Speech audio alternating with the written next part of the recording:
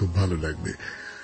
আর আমাদের ফেসবুকটি, তার নাম হচ্ছে শরণাগত সৌমিত্র, SHARANAGATA, শরণাগত, SOUMITRA সৌমিত্র। প্রত্যেক সোম, বুধ এবং শুক্রবার রাত 9:30টার সময় এই শরণাগত সৌমিত্র পাতা থেকে আপনাদের সৌমিত্র বসু আপনাদের সঙ্গে আলাপ করে, গল্প করে, আপনাদের পোস্ট পড়ে এবং তার উত্তর দেয়। এইভাবেই চমৎকার আধ ঘন্টা 30 মিনিট 35 মিনিট সময় চলে যায় আমাদের। এবারে বলি আজকের অনুষ্ঠান সম্পর্কে। আজকের অনুষ্ঠানে প্রথমে তো পুরাণ চিরন্তন। পুরাণ চিরন্তনে আপনাদের কিছু উপদেশ দেব।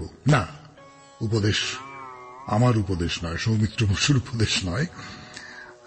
পুরোহিত ধৌম্য, এই ধৌম্য কিছু উপদেশ দিচ্ছেন যে রাজসভায় কেমন আচরণ করতে হয়। আমরা তো বড় বড় কর্তা ব্যক্তিদের বাড়িতে যাই, বা সভ্যতা বলতে যেটা বোঝায়, সভ্যতা বলতে তখনকার দিনে কি বোঝানো হতো, সভায় যারা থাকেন তাদের আচরণকে তো বলে সভ্য আচরণ। সভা থেকে এসেছে সভ্য কথাটা।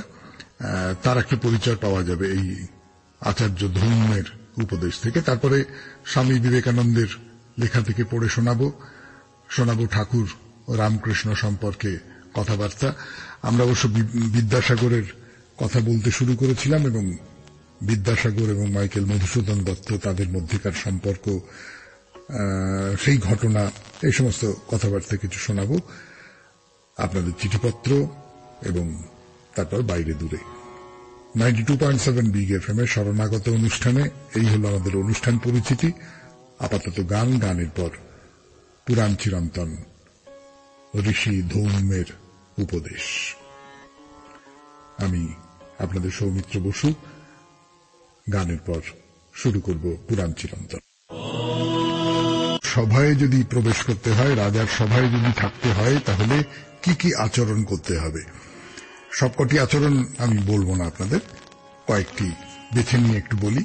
দেখুন তো এখনকার সঙ্গে মিল পাওয়া যায় কিনা, মানে পুরাণ চিরন্তন সত্যি সত্যি পুরাণ চিরন্তন হয়ে ওঠে কিনা। এটা আসলে পুরোহিত ধৌম্য পাণ্ডবদের এবং দ্রৌপদীকে অজ্ঞাতবাসের শুরুতে সেই বিষয়ে উপদেশ দিয়েছিলেন। বলছেন যে প্রতিহারীর সম্মতি ছাড়া কখনো রাজসভায় প্রবেশ করবে না। অর্থাৎ দরজায় যে দাঁড়িয়ে আছে তাকে জিজ্ঞেস করবে, সে যদি অনুমতি না দেয় হুটপাট করে ভেতরে ঢুকে পড়বে না। যে আসন অন্য কারো জন্য নির্দিষ্ট সেই আসনে বসতে নেই। অন্যের যানবাহন, পর্যঙ্ক এবং আসনে অনুমতি ছাড়া বসতে নেই। দূত স্থান, মানে যেখানে জুয়া খেলা হচ্ছে, বেশ্যালয় বা সুরা সম্মিলনীতে কখনো যেতে নেই। এরকম করলে বিপদটা কি হতে পারে?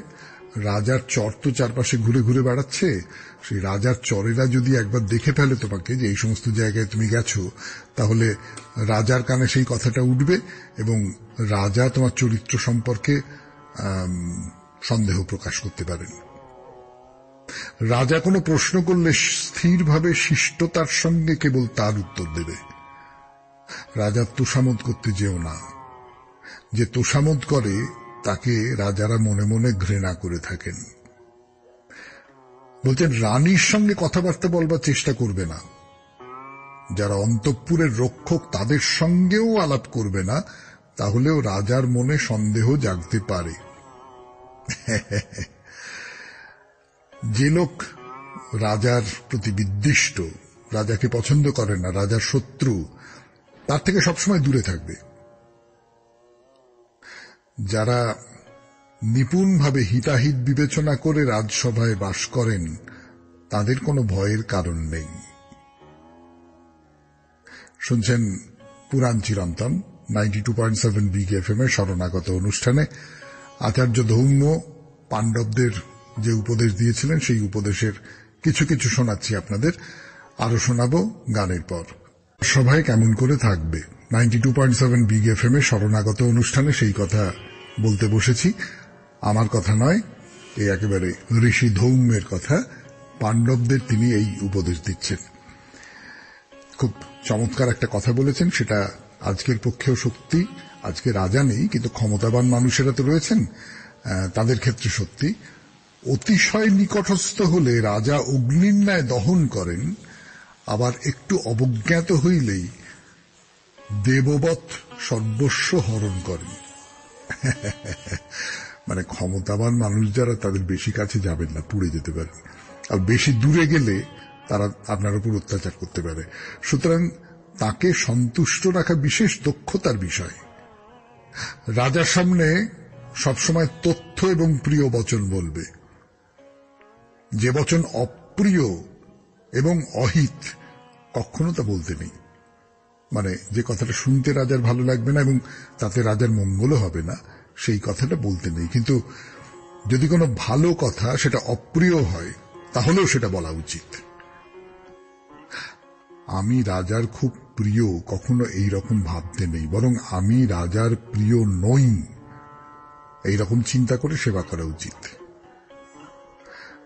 রাজার ডান দিকে বা বাঁ দিকে অন্য আসনে বসবে, পেছন দিকে বসবে না বা ঠিক সামনে বসবে না। রাজা যদি মিথ্যে কথাও বলেন, অপরের কাছে প্রকাশ করতে নেই। ধরা যাক তোমাকে রাজপ্রাসাদে নিয়ে যাওয়া হলো, তোমাকে অনেক টাকা পয়সা, মোহর টোহর ইত্যাদি ইত্যাদি দেওয়া হলো, স্বর্ণ মুদ্রা দেওয়া হলো, তাতে খুব বেশি আনন্দ দেখিও না। তার কারণ এই খুব বেশি আনন্দ দেখালে তাতে চপলতা প্রকাশ পায়। রাজার সামনে কখনো ওষ্ঠ, ভুজ বা জানুতে হাত দিতে নেই। অর্থাৎ ঠোঁটের কাছটা কেটে চুলকে নিলাম, কি হাত জোড়া করে বসলাম, কি হাঁটুর ওপর হাত দিয়ে বসলাম, না না, ওটা করতে নেই।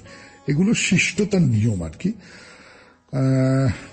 অনেকটা পর পর্যন্ত আমাদের কম বয়সেও খানিকটা এই ধরনের কথা, হয়তো এই ভাষায় নয়, শেখানো হতো। বলছেন রাজার কোনো আচরণ যদি একান্তই হাস্যজনক হয়, তবুও উচ্চহাস্য করতে নেই। কোনো বিষয় তার সঙ্গে প্রতিযোগিতা করতে নেই। রাজার চেয়ে আমি বেশি বুদ্ধিমান, কখনো এরকম ভাব প্রকাশ করতে নেই। কাজের জন্য এমন করে প্রস্তুত থাকবে রাজাকে যেন আদেশ করতে না হয়। আদেশ করবার আগেই তুমি বুঝে গেলে কি কাজটা করতে হবে এবং সেই অনুযায়ী নিজেকে তৈরি রাখলে বলা মাত্র কাজটা করতে বেরিয়ে গেলে। এরকম আরো বেশ কিছু উপদেশ আছে, কিন্তু এই উপদেশগুলো আমার মনে হলো যে আপনাদের দিই। এই উপদেশগুলোকে একটু অদল বদল করে নিয়ে একটু রং ফেরটা করে নিতে পারলে হয়তো আজকের পক্ষেও এই উপদেশগুলো খুব সমকালীন, চিরন্তন হয়ে উঠতে পারে। শেষ হলো পুরাণ চিরন্তন 92.7 বিগ এফএম এ শরণাগত অনুষ্ঠানে। এরপর স্বামী বিবেকানন্দের লেখা থেকে পড়ে শোনাবো আপনাদের। গানের পর বসেছি 92.7 বিগ এফএম এ শরণাগত অনুষ্ঠানে। আমি আপনাদের সৌমিত্র বসু পড়ছি মায়া ও ঈশ্বর ধারণার ক্রমবিকাশ, এই লেখাটি। পৃথিবীর সকল ধর্মই এক প্রশ্ন করিয়াছেন, জগতে এই অসামঞ্জস্য কেন, এই অশুভ কেন? আমরা ধর্মভাবের প্রথম আরম্ভের সময় এই প্রশ্ন দেখিতে পাই না। তাহার কারণ আদিম মনুষ্যের পক্ষে জগৎ অসামঞ্জস্যপূর্ণ বোধ হয় নাই। তাহার চতুর্দিকে কোনো অসামঞ্জস্য ছিল না, কোনো প্রকার মতবিরোধ ছিল না, ভালো মন্দের কোনো প্রতিদ্বন্দ্বিতা ছিল না। কেবল তাহাদের হৃদয়ে দুইটি জিনিসের সংগ্রাম হইত। একটি বলিত এই কাজ করো, আর একটি বলিত করিও না। আদিম মানুষ আবেগপ্রবণ ছিল। তাহার মনে যাহা উদিত হইত সে তাহাই করিত। সে নিজের এই ভাব সম্বন্ধে বিচার করিবার বা উহা সংযত করিবার চেষ্টা মোটেই করিত না। এই সকল দেবতা সম্বন্ধেও সেই রূপ, ইহারাও আবেগের অধীন। ইন্দ্র আসিলেন আর দৈত্যবল ছিন্ন ভিন্ন করিয়া দিলেন। জিহোভা কাহারও প্রতি সন্তুষ্ট, কাহারও প্রতি বা রুষ্ট, কেন তাহা কেহ জানে না, জিজ্ঞাসাও করে না। ইহার কারণ মানুষের তখনও অনুসন্ধানের অভ্যাসই হয় নাই। সুতরাং সে যাহা করে তাহাই ভালো। তখন ভালো মন্দের কোনো ধারণাই হয় নাই। আমরা যাহাকে মন্দ বলি, দেবতারা এমন অনেক কাজ করিতেছেন। বেদে দেখিতে পাই ইন্দ্র ও অন্যান্য দেবতারা অনেক মন্দ কাজ করিতেছেন, কিন্তু ইন্দ্রের উপাসক দিগের দৃষ্টিতে সেগুলি পাপ বা অসৎ বলিয়া মনেই হইত না। সুতরাং তাহারা সে সম্বন্ধে কোনো প্রশ্নই করিত না। নৈতিক ভাবের উন্নতির সঙ্গে সঙ্গে মানুষের মনে এক যুদ্ধ বাঁধিল। মানুষের ভিতরে যেন একটি নূতন ইন্দ্রিয়ের আবির্ভাব হইল। ভিন্ন ভিন্ন ভাষা, ভিন্ন ভিন্ন জাতি উহাকে বিভিন্ন নামে অভিহিত করিয়াছে। কেহ বলেন উহা ঈশ্বরের বাণী, কেহ বলেন উহা পূর্ব শিক্ষার ফল। যাহাই হোক, উহা প্রবৃত্তির দমনকারী শক্তিরূপে কার্য করিয়াছিল। আমাদের মনের একটি প্রবৃত্তি বলে এই কাজ করো, আরেকটি বলে করিও না। আমাদের ভিতরে কতকগুলি প্রবৃত্তি আছে, সেগুলি ইন্দ্রিয়ের মধ্য দিয়া বাহিরে যাইবার চেষ্টা করিতেছে, আর তাহার পশ্চাতে যতই ক্ষীণ হোক না কেন আরেকটি স্বর বলিতেছে বাহিরে যাইও না।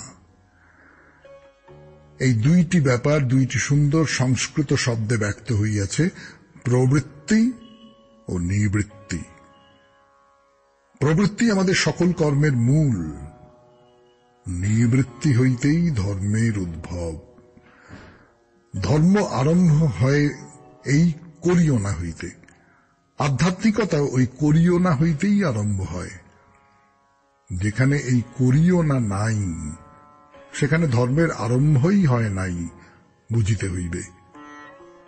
যুদ্ধমান দেবতার উপাসনা সত্ত্বেও এই করিও না বা নিবৃত্তির ভাবের জন্য মানুষের ধারণা উন্নত হইতে লাগিল।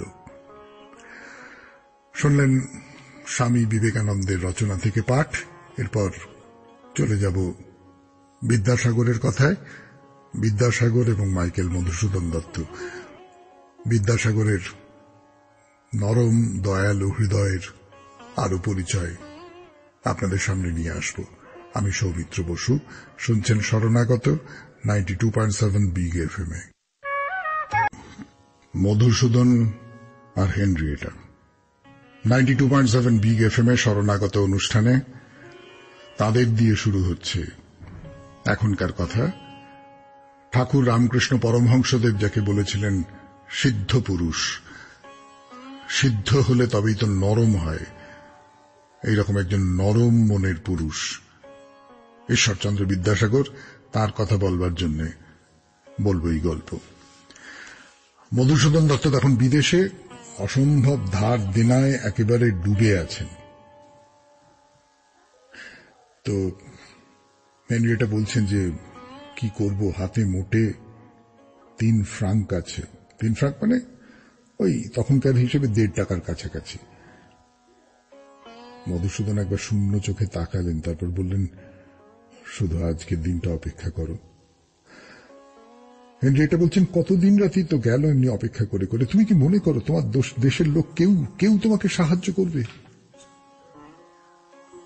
না, সে আশা মধুসূদন আর করেন না। সাহায্য দূরের কথা, পাওনা টাকাই পাঠাচ্ছে না শরিকেরা।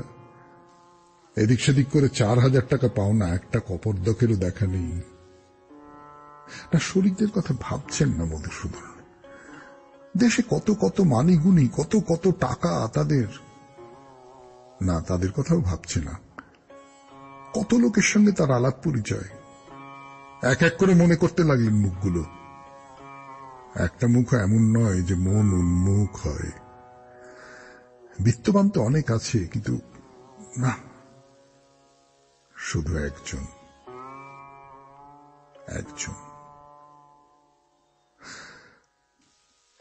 তাই স্ত্রীকে বলছে যে শুধু আজকের দিনটা। কি আছে আজকে? হেনরিয়েটা, আজকে ডাক আসবার দিন, আজকে ঠিক চিঠি আসবে, একটা শুভ সংবাদ ঠিক এসে যাবে। হেনরিয়েটা অতটা আশা করতে পারেন না। তিনি বলছেন, যদি না আসে তাহলে আমি শটান জেলখানায়, আর তুমি আর ছেলেমেয়েরা কোন একটা অনাথ আশ্রমে। দরজার কড়া নড়ে উঠল। কে, কার খবর নিয়ে এলো?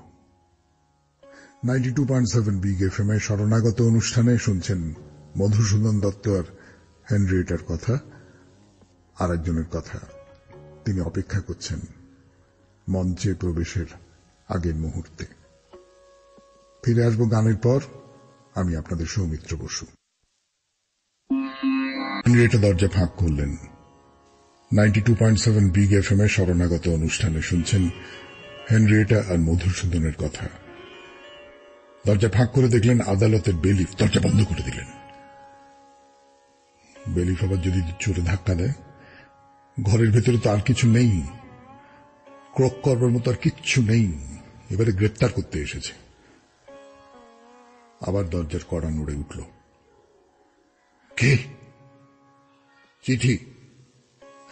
উল্লাসে লাফিয়ে উঠলেন মধুসূদন। বলিনি চিঠি আসবে দেশ থেকে? তাড়াতাড়ি দরজা খুলে ফেলেন। কোথাকার চিঠি? 1500 টাকার ড্রাফট পাঠিয়েছেন বিদ্যাসাগর। শুধু কি সেই একবার? আরো বহুবার টাকা পাঠালেন। টাকা পাঠিয়ে জড়িয়ে পড়লেন ঋণের জালে। শেষ পর্যন্ত মধুসূদনকে ব্যারিস্টারি পাশ করিয়ে তবে ছাড়লেন। আর মাইকেল, মধুসূদন দত্ত দেশে ফিরেছেন। বিদ্যাসাগর তার জন্য পছন্দসই বাড়ি ভাড়া করে রেখে দিয়েছেন। কথা তো সামান্য নয়, বিলেত ফেরত মানুষ, ব্যারিস্টার, তার মতো উপযুক্ত করে সাজিয়ে দিয়েছেন জিনিসপত্র, আসবাব ইত্যাদি ইত্যাদি। কিন্তু মধুসূদন সে বাড়িতে উঠলেন না, স্পেন্স হোটেলে গিয়ে উঠলেন। বিদ্যাসাগর গেলেন মধুসূদনের কাছে, গিয়ে বললেন, তোমার জন্য বাড়ি সাজিয়ে রেখে দিয়েছি, তুমি এসো না। না, ওখানে যেমন ওই নেটিভ পাড়ায় নোংরা পরিবেশের মধ্যে আমি থাকতে পারবো না। ফিরে এলেন বিদ্যাসাগর। শূন্য সাজানো বাড়ির দিকে তাকালেন শূন্য চোখে। কিন্তু না, মধুসূদনের সংস্রব ত্যাগ করলেন না। হাইকোর্টে ঢুকতে পারছেন না মধুসূদন, তাকে উকিলের কাজ দেবে না কেউ। বিদ্যাসাগর রুখে দাঁড়ালেন। শেষ পর্যন্ত হাইকোর্টে ঢোকবার অনুমতি পেলেন মধুসূদন। উল্টো দিকে মধুসূদনের দিক থেকে 92.7 বিগ এফএম এ শরণাগত অনুষ্ঠানে সেই কথা বলবো গানের পর। দত্ত ওকালতি শুরু করেছেন। বিদ্যাসাগর একবার টাকার কথাটা তুললেন। অনেকগুলো টাকা পাওনা তো, এবং সেই টাকাটা জোগাড় করতে গিয়ে তাকে যথেচ্ছ ঋণ নিতে হয়েছে। মধুসূদন বলল, ও টাকা কত চাই? 2, 10, 20 হাজার টাকা এই এসে পড়ছে হাতের মুঠোয়। কত ধার হয়েছে? মুখে শুধু বড় বড় কথা, হাতে টাকা আসে মধুসূদনের, কিন্তু সেই টাকাটা ধার শোধ করবার জন্য নয়, উড়িয়ে দেন। শুধু বিদ্যাসাগরের ঋণ বাড়ে। তার সংস্কৃত প্রেসের 2/3 বিক্রি হয়ে যায়। তবু বিদ্যাসাগর মধুসূদনকে ভালোবাসেন। তবু বিদ্যাসাগর মধুসূদনের পাশে আছেন। মধুসূদন অন্যরকম মানুষ, বাউন্ডুলে, কোন রকমের সামাজিকতা দিয়ে তাকে ধরা যায় না। বিদ্যাসাগরের প্রতি তার যে অবিচার, সে হয়তো তার এই স্বভাবের ফল। এই মধুসূদন একবার এসেছিলেন রামকৃষ্ণের কাছে, একটু কটা কথা বলুন, আমাকে শান্তির কথা বলুন, আশ্বাসের কথা বলুন। রামকৃষ্ণ বলতে চেয়েছিলেন, কিন্তু মা কালী তার মুখ চেপে ধরেছিলেন, কথা বলতে দেননি। রামকৃষ্ণের খুব কষ্ট হয়েছিল। তিনি তখন বললেন যে, মা আমার মুখ চেপে ধরেছে, আমি তোমার কোনো কথা বলতে পারছি না, তুমি গান শোনো।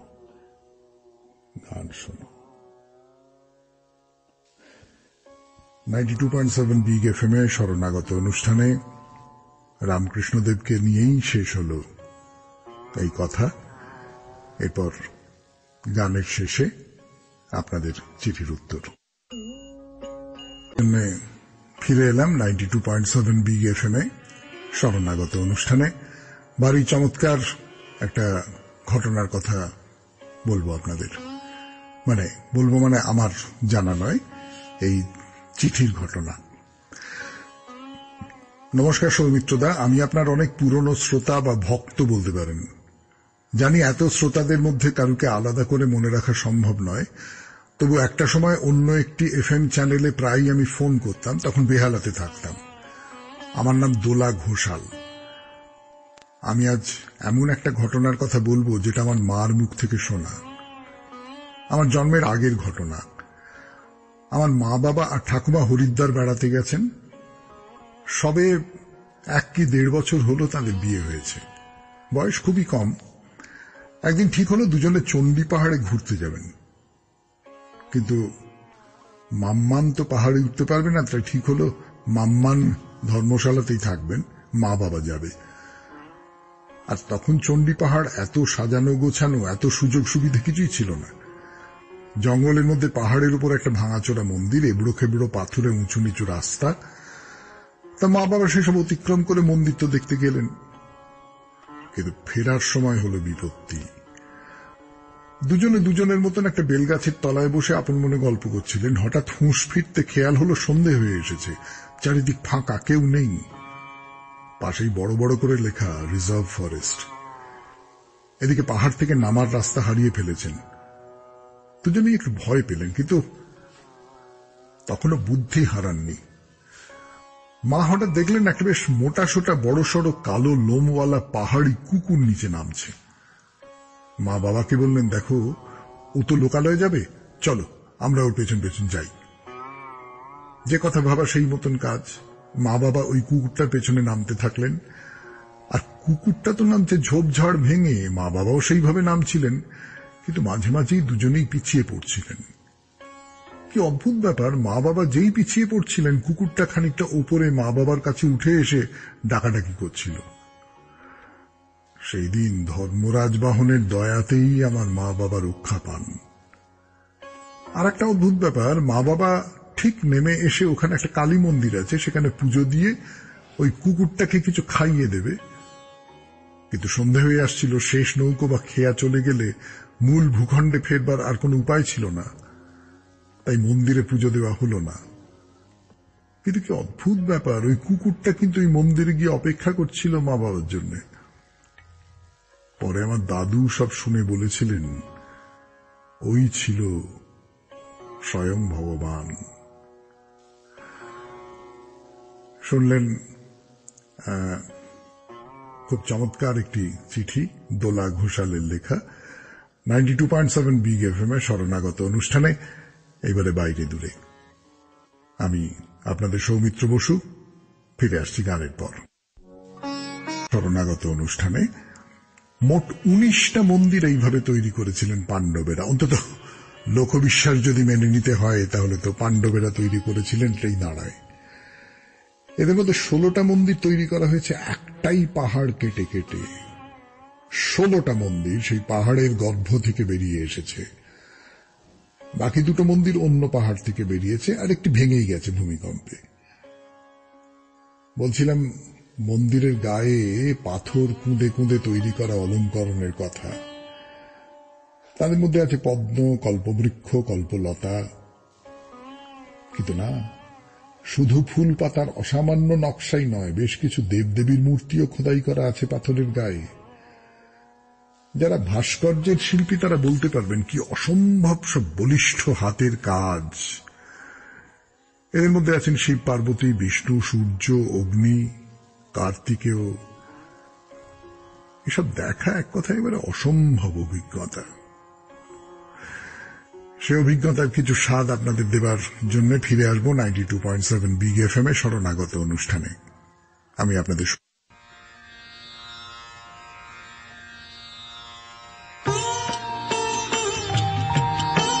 মন্দিরটা দেখতে যাই 92.7 বিগ FM এ শরণাগত অনুষ্ঠানে। মন্দিরের ভেতরে গর্ভগৃহে আছেন রাম, লক্ষ্মণ আর সীতা। আপনি হেঁটে যাচ্ছেন, আপনার দুপাশে বিরাট পাথরের দেওয়াল। না, মসৃণ তো নয়, নিখুঁত পরিপাটি নয়, বিশাল, নিজেকে খুব ক্ষুদ্র বলে মনে হয় এর সামনে। হঠাৎ একটা আশ্চর্য ব্যাপার দেখবেন, মানে আপনার আশ্চর্য লাগবে কিনা জানি না, আমার তো লেগেছিল। সেই ধূসর পাথরের রাজত্বে হঠাৎ এক জায়গায় গর্ভগৃহে ঢোকবার ঠিক আগে একটা তুলসী গাছ, হ্যাঁ, গোল করে বাঁধানো একটা পাথরের বেদি, তার মধ্যে বসানো রয়েছে একটা তুলসী গাছ। বেশ ঝাড়ালো হয়ে উঠেছে সে। তার সবুজটুকু যে কি অবাক করা, কি অবিশ্বাস্য দেখতে লেগেছিল আমার। সেই গাছকে ডান দিকে ফেলে এগিয়ে গেলেন। 3 ধাপ সিঁড়ি দিয়ে উপরে উঠে রাম, সীতা আর লক্ষণের গর্ভগৃহ। না, দরজা অবশ্য পাথরের নয়, কাঠের, আর তাতে অভিভূত করে দেবার মতো কারুকাজ। পাথরের দেওয়াল না, সে তো বটেই। মাথার উপরে হলদে রঙের ঝলমলে চাঁদোয়া, মূর্তি 3 জনের পেছনে লাল পশ্চাৎপট, ছোট্ট 3 দেবতা। দেবতার দেখা পাওয়া যাচ্ছে শুধু মুখখানি আর হাতের মুঠোই দুটো, বাকি সব ঝলমলে সোনালি আর জরির তৈরি পোশাক দিয়ে ঢাকা।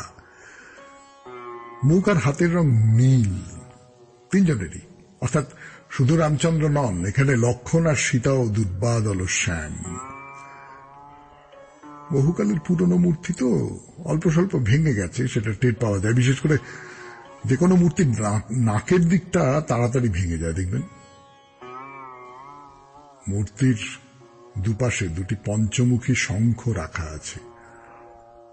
তাদের মাথার উপরে ছাদে একটি পদ্ম খোদাই করা। সে পদ্ম অনেক দিনের পদ্ম, খুব যে অটুট আছে এমনটা বলা যাবে না। আর এই 3টি মূর্তি, তাদের পায়ের কাছে ছাপানো রামচরিতমানস বা অন্য কোনো ভক্তিগ্রন্থ আছে, শাঁখ আছে, 2টো ছোট্ট ছোট্ট সিংহাসন আছে, ওই আপনার আমার বাড়িতে যেমন গোপালের সিংহাসন হয় সেই রকম। আর যেটা বলবার জন্য এত কথা, একজোড়া খড়ম আছে। খড়ম, দাদা রামচন্দ্রের যে খড়ম ভাই ভরত নিয়ে এসেছিলেন সিংহাসনে রেখে রাজ্য পরিচালনা করবার জন্য, নিশ্চয় তারই প্রতীক এই খড়ম জোড়া। মন্দিরের লাগোয়া একটা প্রদর্শন কক্ষ আছে, সেখানে আছে বেশ কিছু প্রাচীন মূর্তি। নানা দুর্বিপাকে ভেঙে পড়েছে যেসব মূর্তি, তাদের নিয়ে যত্ন করে সাজিয়ে রাখা হয়েছে এইখানে। কে? আমার মুখে শুনে খুব যেতে ইচ্ছে করছে তো, করবেই জানি তো। তবে এলে আসবেন মার্চ থেকে অক্টোবরের মধ্যে। আবহাওয়া ভালো থাকে তো এই সময়, তাই না? শেষ করলাম আজকে শরণাগত 92.7 বিগ এফএম এ। এই শরণাগত অনুষ্ঠান শুনে যদি চিঠি লিখতে হয় তাহলে লিখবেন 9831922927 এই নম্বরে। চিঠির একেবারে গোড়ায় অতি অবশ্যই বাংলা হরফে বা ইংরেজিতে লিখবেন SG। আমাদের ফেসবুকের ঠিকানা হল শরণাগত সৌমিত্র, SHARANAGATA শরণাগত, SOUMITRA সৌমিত্র। তাহলে আজকের মতো